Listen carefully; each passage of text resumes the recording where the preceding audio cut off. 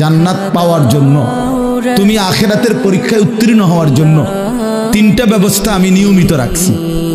তুমি যাতে ফেল না মারো, তুমি যাতে পাশ করতে পারো, তুমি যাতে জান্নাতি হতে পারো, এই জন্য তিনটা ব্যবস্থা আমি আল্লাহ সর্বক্ষণ তোমার জন্য রাখছি। কয়টা ব্যবস্থা? এক নাম্বার, আমি আল্লাহ তাআলা তোমাকে যতগুলো হুকুম করেছি, যতগুলো নিষেধ করেছি, প্রতিটা হুকুম এবং প্রতিটা নিষেধ পালন করা এবং বর্জন করার, ছেড়ে দেওয়ার শতভাগ যোগ্যতা আমি আল্লাহ তোমার দেহের মধ্যেই দিয়েছি। আমাকে মানার যোগ্যতা সম্পন্ন একটা শরীর দিয়েই আমি আল্লাহ তোমাকে বানাইছি।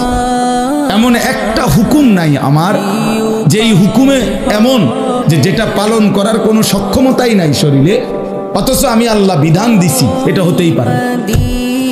বুঝেন নাই কথাটা? যেমন মনে করেন আল্লাহ তাআলা বলছেন রুকু করো, কিন্তু এখন আমার কোমরই বাঁকা হয় না, তো আমি কেমনে রুকু করব? তাইলে না এটা জুলুম হইতো যে এটা একটা কথা বললেন, আমার কোমরটাই বাঁকা হয় না, আমি ওই ভাই লাইট এটা জ্বালায়ও না, এটা ফালতু কোথাকার বেটা। ছোট বড় বালেগ না বালেগ সবার হাতে দিয়ে দিছে মোবাইল, সবার হাতে। হাই মুসলমান, অপ্রাপ্ত বয়স্ক ছোট ছোট বাচ্চাদের হাতে যেই অভিভাবক, সে মা হোক, বাবা হোক, দুলাভাই হোক, বড় ভাই হোক, চাচা হোক, এই বড় মোবাইল যে তাদের হাতে দেয়, বিশ্বাস করেন তার চাইতে বড় জালেম আর কেউ হতে পারে। ওই মা জালেম যে মা তার সন্তানকে বড় মোবাইল তুলে দিয়েছে, ওই বাপ জালেম, ওই অভিভাবক জালেম। বেটা তুই নষ্ট করে দিলি বেটা তোর সন্তান, তোর একটি পবিত্র সন্তান তুই বেটা নষ্ট করে দিলি। বাচ্চাটা কাঁদবে, কাঁদলে কি মানুষ মরে যায়? তুই তো কাঁদলে কি হইতে, নাহলে 2 দিন কাঁদবো। বাচ্চা ভাত খাইতে চায় তো ভাত না খাইলে কি চেতে, রৌদ্রে শুকিয়ে থাকুক, অসুবিধা কি? মোবাইল না দিলে বাচ্চা কাঁদে, মোবাইল না দিলে বাচ্চা ঘুমায় না, মোবাইল না দিলে বাচ্চা খানা খায়। এগুলো কোনো যুক্তি হইতে পারে? আস্তাগফিরুল্লাহ, আস্তাগফিরুল্লাহ, এটা কোনো কথা হইতে পারে? এত বড় জুলুমের কথা এই ছোট বাচ্চার হাতে কে দিল মোবাইল? আপনি বলেন। কোনো হায়া লজ্জা নাই, কোনো অনুভূতি বিবেক নাই। এখানে ওলামায়ে কেরাম আছে, বয়স্ক বাবা চাচা দাদার বয়সী লোক আছে, কারো কোনো আকল তমিজ নেই। আমার যা মন চাই, আমার যা মন চাই। হাদিসের মধ্যে আছে, রাসূলুল্লাহ সাল্লাল্লাহু আলাইহি ওয়াসাল্লাম বলেন, কুল্লু মাউলুদিন ইউলাদু আলাল ফিতরা, প্রতিটি মানব সন্তান আল্লাহকে মানার পূর্ণ যোগ্যতা নিয়েই মায়ের পেট থেকে ভূমিষ্ঠ হয়। ফাআবাওয়াহু ইউহাব্বিদানিহি আও ইউনাসসিরানিহি আও ইউমাজ্জিসানিহি। নবী সাল্লাল্লাহু আলাইহি ওয়াসাল্লাম বলেন, অতঃপর মা বাবা, ফাআবাওয়াহু, অতঃপর মা বাবা ওই সন্তানটিকে ইহুদি বানায়, অথবা খ্রিস্টান বানায়, অথবা অগ্নিপূজক। আপনি বলেন যে ঘরগুলোতে রঙিন টেলিভিশন চলে, 6 বছরের 7 বছরের বাচ্চা দিন রাত টেলিভিশন দেখে, নাচ গান দেখে, তো এই বাচ্চাটাই তো নিশ্চয়ই বাজার থেকে এই টেলিভিশনটা কিনে আনছে, ঠিক না? কথা বলেন। তাইলে কে আনলো? অভিভাবক, তার অভিভাবক আনছে।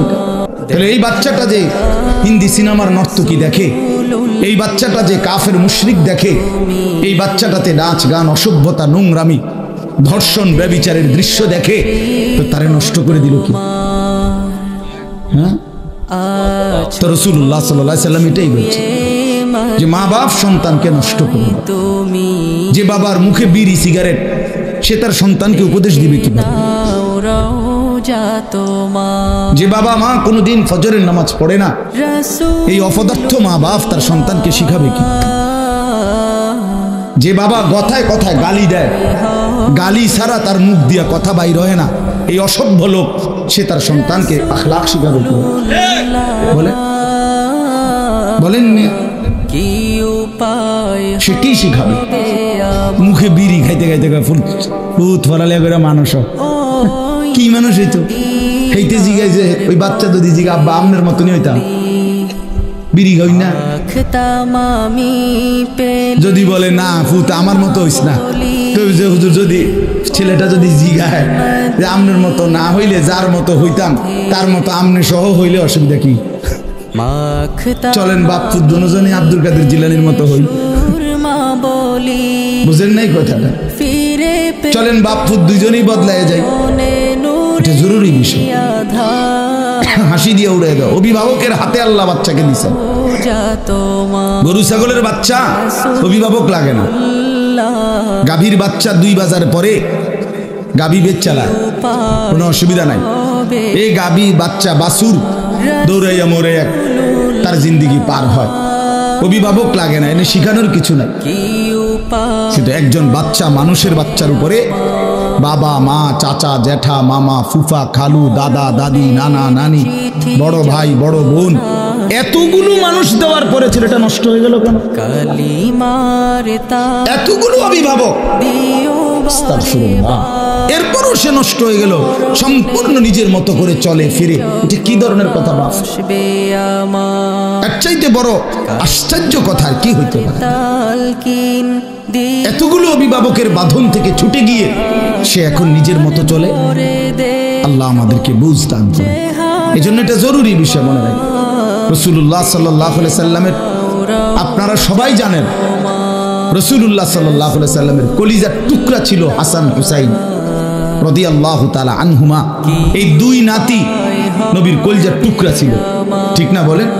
রাসূলুল্লাহ সাল্লাল্লাহু আলাইহি সাল্লাম বলছে হুমা রাইহানাতাই ফিদ দুনিয়া। হাসান হুসাইন এই 2 জন হলো আমার দুনিয়ার সুগন্ধি ফুল।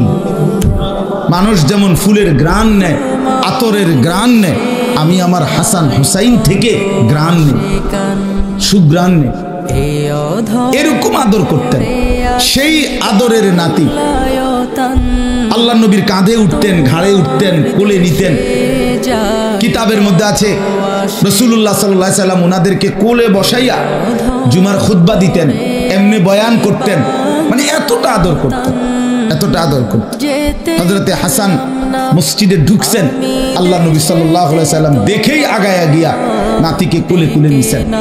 এত আদরের পরেও আমার বলার উদ্দেশ্য হলো, একদিন হযরতে হাসান মানে বড় জন, ওনারে নবীজি একদিন দেখছেন মসজিদে নববীর বারান্দায় কতগুলো খেজুর ছিল, খেজুর রাখছে, সদকার খেজুর, মান্নতের খেজুর কেউ একজন রাখছে।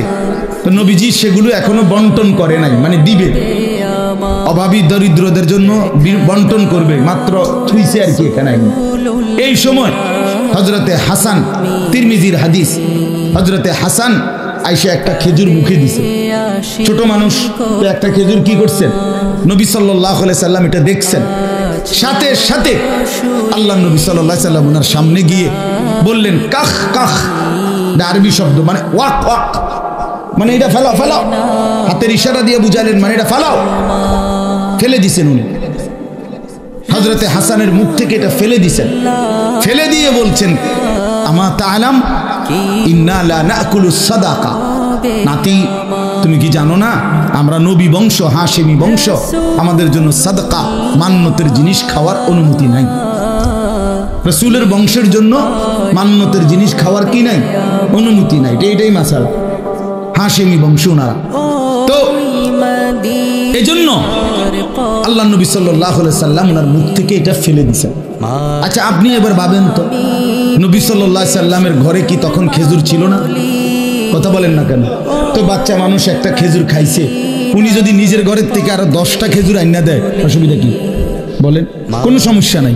কিন্তু সন্তান, এই নাতি, খেজুর তো আইনা দেওয়া যাবে, কিন্তু সে আখলাক শিখবে কিভাবে?